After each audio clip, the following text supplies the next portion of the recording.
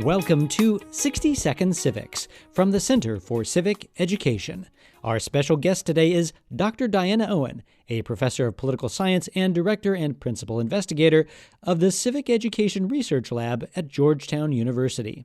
Dr. Owen, what is the impact of funding on members of Congress's policy positions? The major criticism of basically campaign donors, that they, particularly big donors, and even these independent donors, that because they're giving on behalf of a candidate, they expect to be given a seat at the table. They expect to have their positions represented. They, in a certain sense, I don't want to go this far perhaps, but the accusations are that they could curry special favors with elected officials, and that's one of the big problems with having big money in campaigns.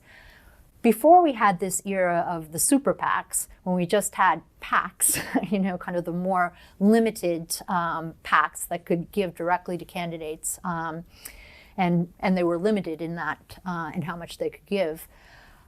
There was this concern that now we had these entities called PACs that were going to buy access to members of Congress.